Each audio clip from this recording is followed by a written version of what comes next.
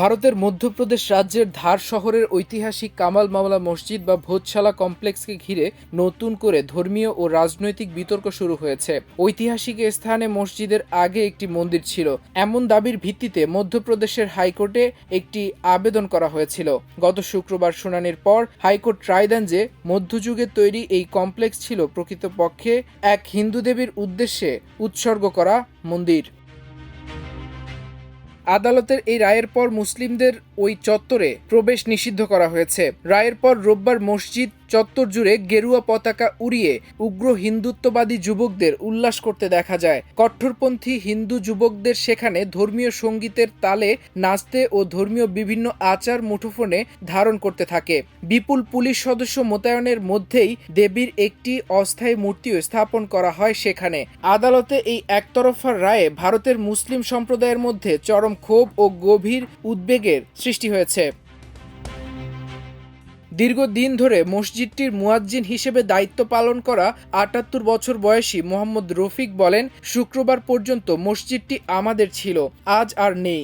এমন কিছু ঘটতে পারে আমি স্বপ্নেও ভাবিনি। ভারতে প্রাচীন মসজিদকে মন্দির দাবি করার ঘটনা এটাই প্রথম নয়। ২০১৪ সালে নরেন্দ্র মোদীর নেতৃত্বাধীন ভারতীয় জনতা পার্টি বিজেপি ক্ষমতায় আসার পর থেকে ভারতের বিভিন্ন ঐতিহাসিক মসজিদকে মন্দির দাবি করার প্রবণতা বাড়ছে। এমনকি বিশ্বের সপ্তম আশ্চর্যের অন্যতম তাজমহলের নিচেও মন্দিরের অস্তিত্ব খোঁজা হয়েছে। অথচ তাজমহল কোনো মসজিদ নয়, বরং একটি সমাধিসৌধ। তা সত্ত্বেও সপ্তদশ শতাব্দীর বিখ্যাত এই মোগল স্থাপনাকে বিতর্কের বিষয়ে পরিণত করা হয়েছে।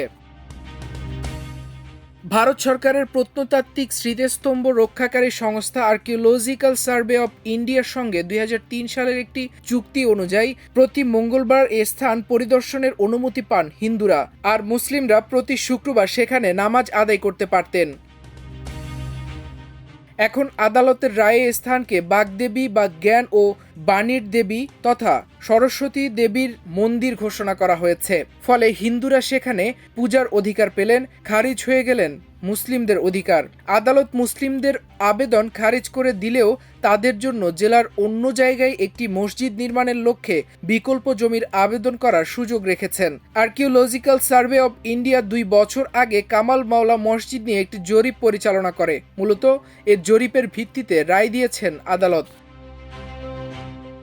এদিকে দক্ষিণ ভারতের হায়দ্রাবাদ শহর থেকে নির্বাচিত ৫ বারের সংসদ সদস্য আসাদুদ্দিন ওয়াইসি বলেন, হাইকোর্টের এই রায় অযৌক্তিক, কারণ এএসআই এখন হিন্দুত্ববাদী শক্তির হাতের পুতুলে পরিণত হয়েছে। ওয়াইসি বলেন, বর্তমান সরকার যদি সব মসজিদকে মন্দিরে রূপান্তর করতে চায়, তবে এটি এই বার্তাই দেয় যে ভারতের বৃহত্তর সংখ্যালঘু সম্প্রদায় তথা মুসলিমদের উপাসনালয়গুলো চরম হুমকির মুখে রয়েছে। মাল্টিমিডিয়া ডেস্ক, আমার দেশ।